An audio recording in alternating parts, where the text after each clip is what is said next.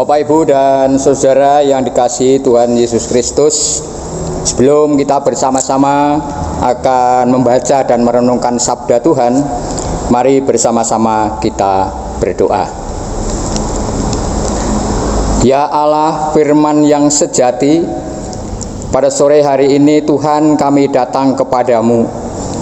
Kami akan mengadakan persekutuan doa di dalam menyambut bulan keluarga tahun 2020 ini. Di tengah-tengah kami akan melaksanakan persekutuan doa ini, ya Tuhan. Kami akan membaca dan merenungkan firman-Mu. Kiranya Tuhan hadir, kiranya Tuhan pimpin kami, agar supaya apa yang akan kami dengar melalui firman-Mu itu benar-benar akan memperbaharui iman percaya kami kepadamu, dan secara khusus untuk bisa memperbaharui keluarga Kristen di tempat ini. Berbicaralah melalui hamba-Mu Tuhan, kami anak-anak-Mu siap untuk mendengarkannya. Di dalam nama Tuhan Yesus Kristus kami berdoa. Amin.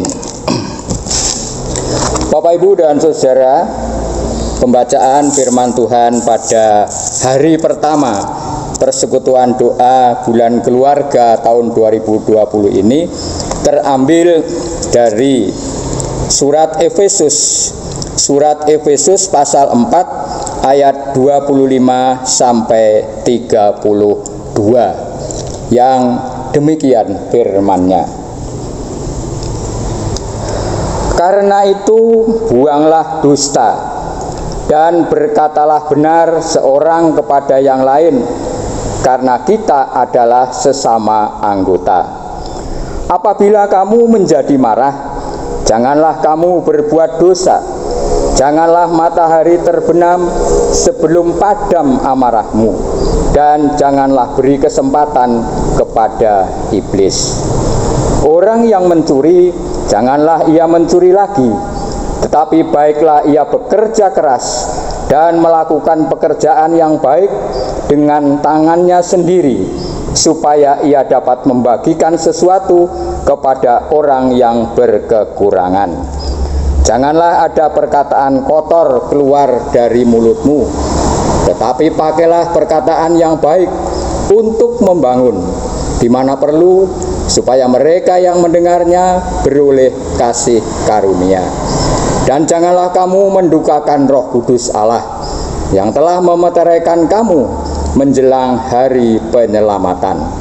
Segala kepahitan, kegeraman, kemarahan, pertikaian, dan fitnah hendaklah dibuang dari antara kamu.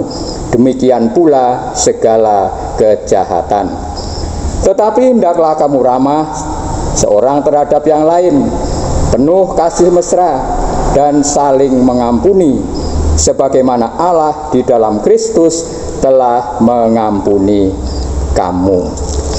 Demikianlah firman Tuhan.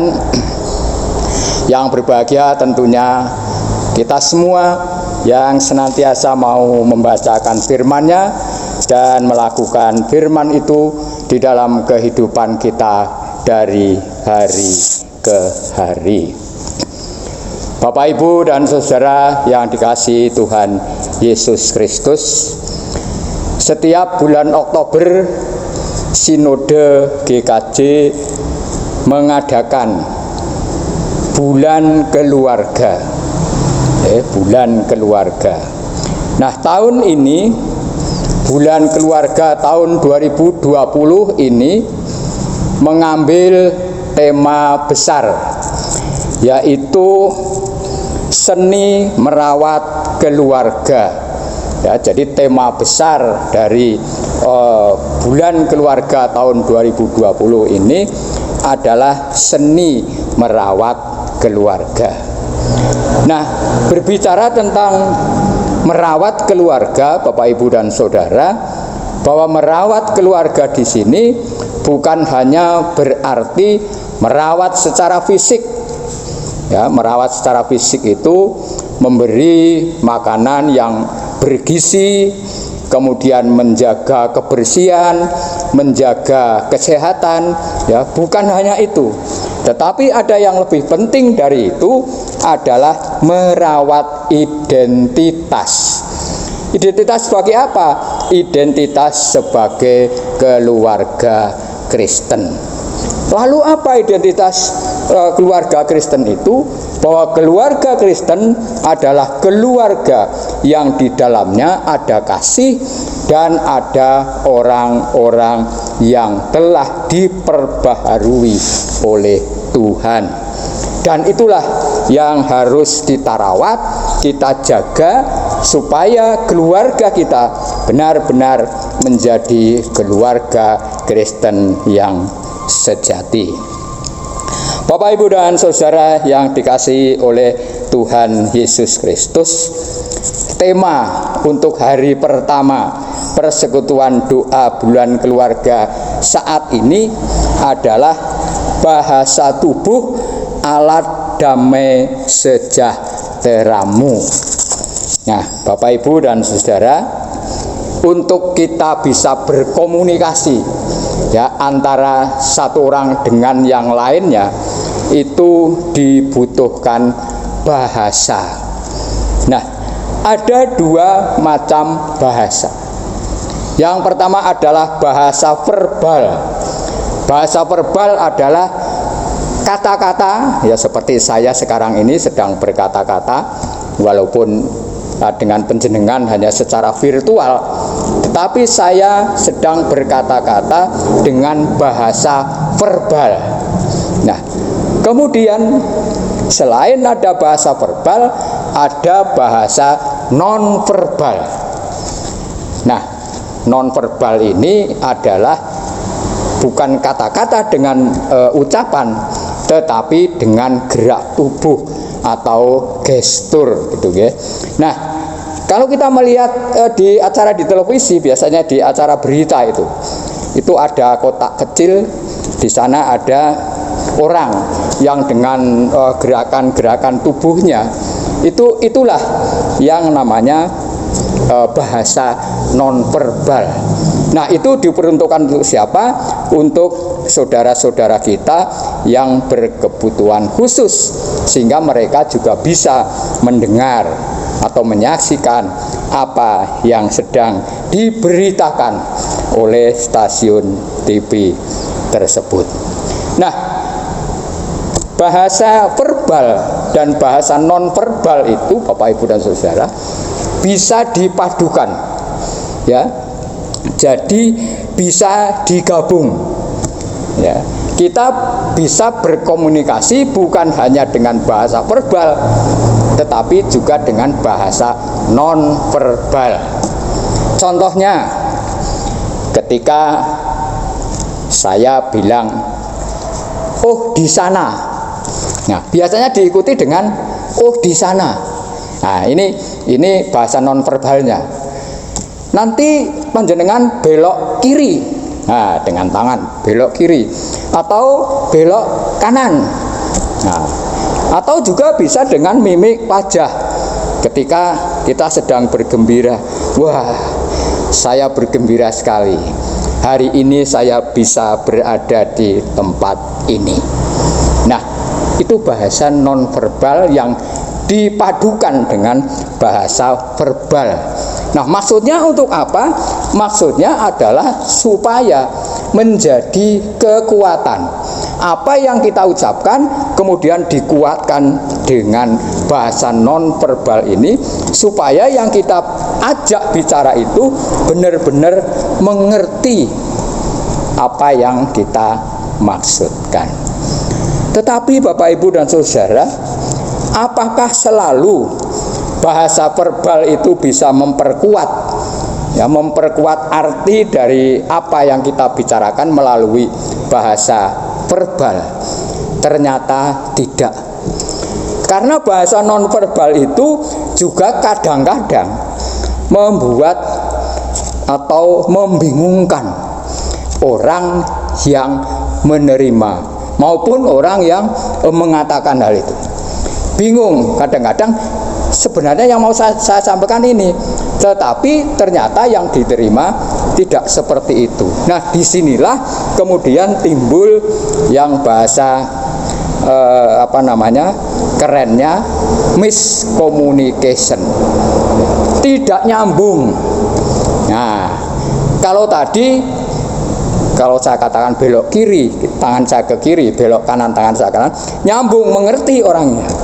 Tetapi ada dengan menggunakan bahasa verbal, tetapi ternyata orang yang kita ajak bicara atau bagi yang berbicara sendiri ternyata malah bingung. Inilah contohnya dalam video pendek ini.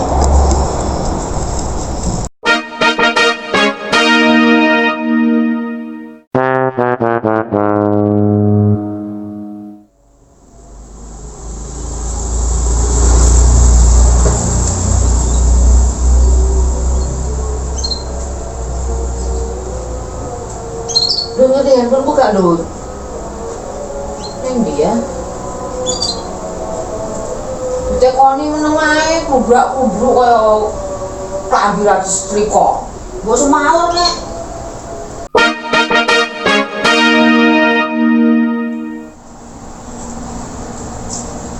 Iya, ada roti mau enggak? Guyung jebule lu weh. Piye? Handphone ku ngerti ora? Ora.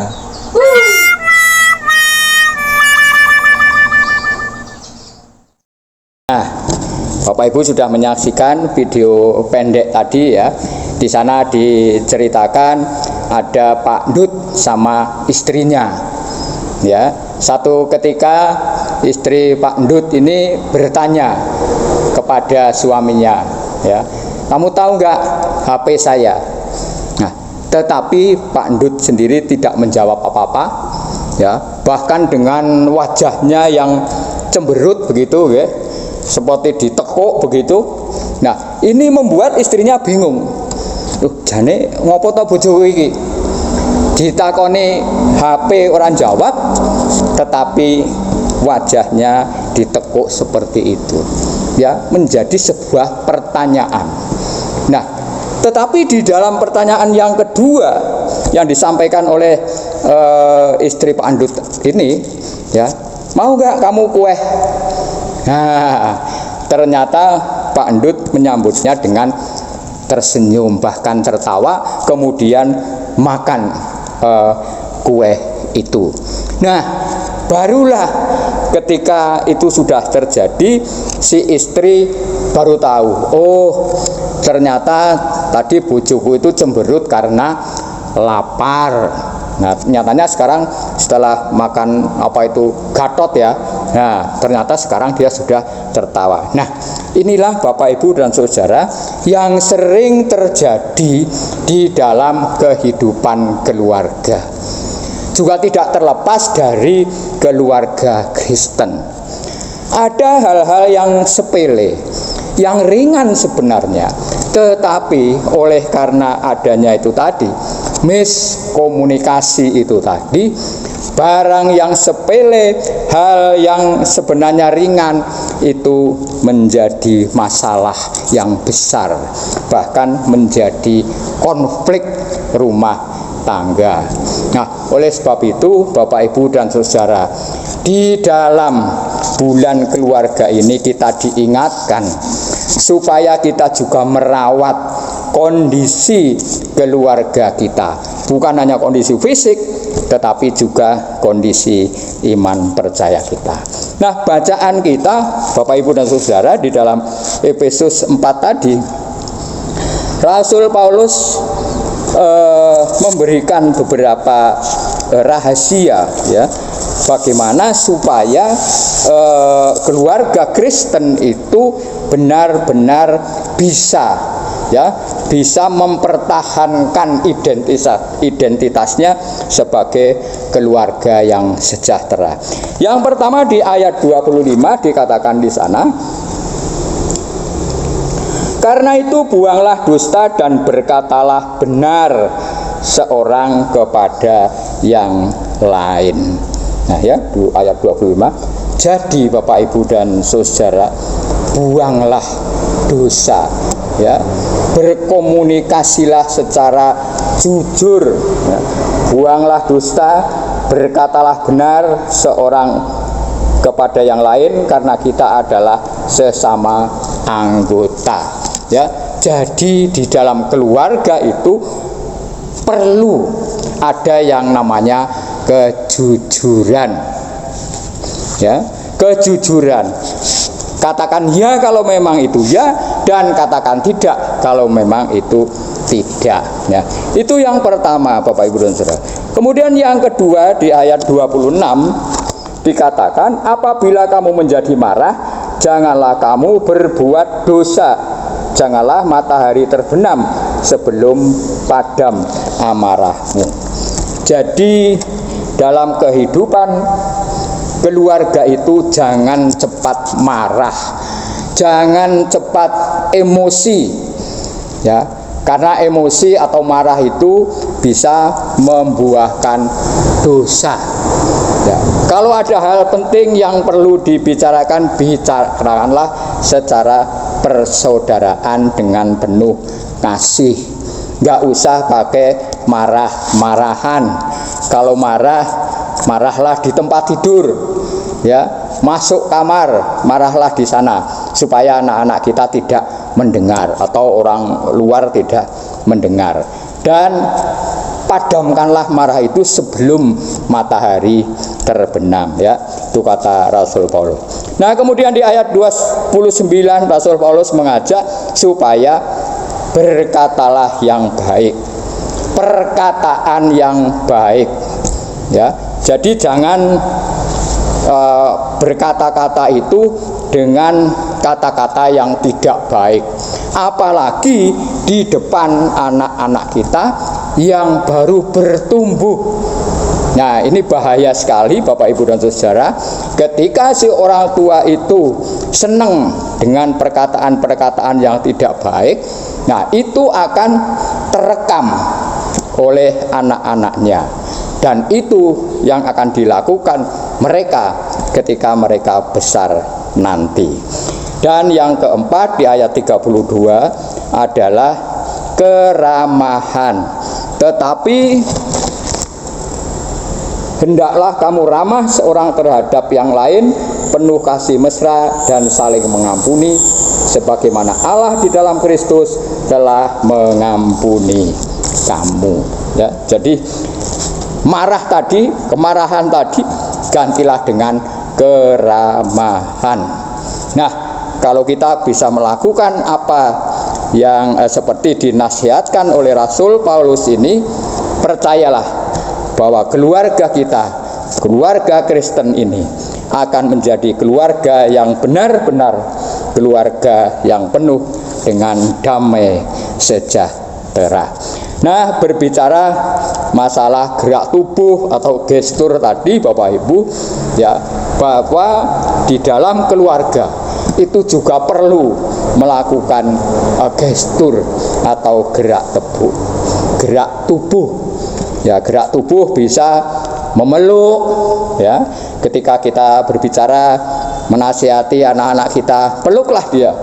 Ya, ini bahasa nonverbal. Kemudian bisa juga dengan menepuk pundak, ya, menepuk pundak, atau dengan senyuman, dengan keceriaan. Nah, itu semua adalah gestur atau gerak tubuh yang perlu dilakukan di dalam kehidupan keluarga. Dengan demikian, kalau kita bisa melakukan itu semua, berarti keluarga kita adalah keluarga Kristen yang penuh damai sejahtera Tuhan. Nah, Bapak Ibu dan Saudara, pada kesempatan ini marilah kita di dalam menyambut, melaksanakan bulan keluarga ini, mari kita bersama-sama mengingat kembali bahwa identitas kita orang Kristen itu, identitas kita keluarga Kristen itu adalah keluarga yang penuh dengan kasih, ya. Kiranya Tuhan akan memberkati kita semua. Mari kita sambut bulan keluarga ini dengan penuh tanggung jawab, yaitu kita akan tetap mempertahankan keluarga kita, keluarga Kristen yang penuh dengan damai sejahtera. Kiranya Tuhan memberkati kita semua. Amin.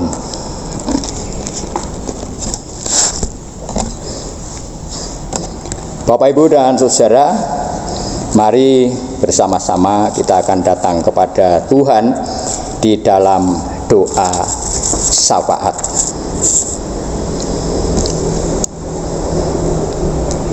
Ya Allah yang Maha Kasih, kembali kami datang kepadamu Tuhan untuk mengucap syukur dan terima kasih karena Engkau sudah hadir bersama-sama dengan kami sore hari ini untuk boleh berfirman melalui hamba-Mu. Firman-Mu mengajarkan kepada kami agar supaya kami boleh memelihara kehidupan keluarga kami ini dengan baik.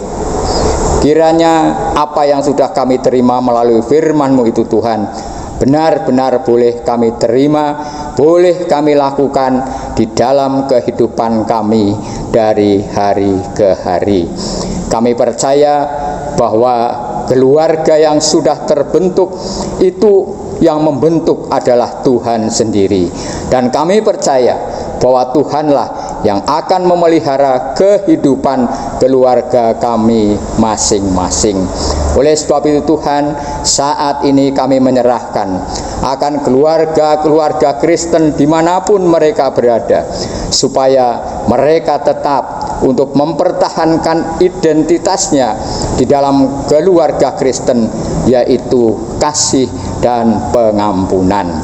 Biarlah setiap anggota keluarga yang ada di keluarga-keluarga ini boleh saling mengasihi dan boleh saling mengampuni, agar supaya keluarga ini benar-benar menjadi keluarga yang diberkati oleh Tuhan dan juga keluarga yang bisa menjadi berkat bagi orang lain. Terima kasih Tuhan atas firman-Mu. Saat ini Tuhan, jika sebentar nanti kami akan mempersembahkan apa yang sudah kami terima dari Tuhan sebagai berkat kehidupan kami, biarlah dengan persembahan ini boleh Tuhan sucikan, boleh Tuhan terima, sehingga akan menjadi berkat yang hidup, bukan hanya untuk gereja kami di tempat ini, tetapi juga untuk berkat untuk semua orang. Terima kasih Tuhan, dan pada akhirnya kami akan menyerahkan hidup kami secara pribadi ke dalam tangan-Mu. Biarlah Tuhan sendiri yang telah memilih kami, Tuhan juga yang akan memakai kami untuk sarana kemuliaan nama-Mu. Terima kasih Bapa. Inilah doa syukur dan pengharapan kami, yang semuanya itu hanya kami mohon di dalam nama Tuhan Yesus Kristus. Amin.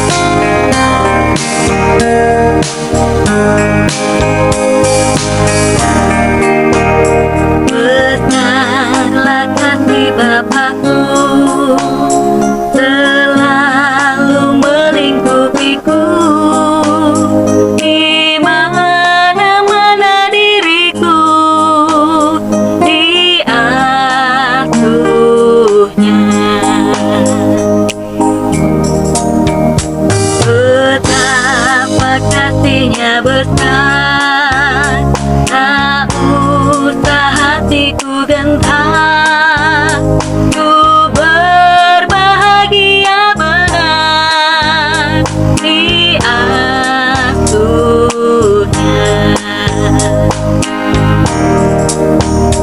Ya Bapa, dalam kasih-Mu arahkan tiap langkahku, ku yakin Kau tetap teguh mengasuhku.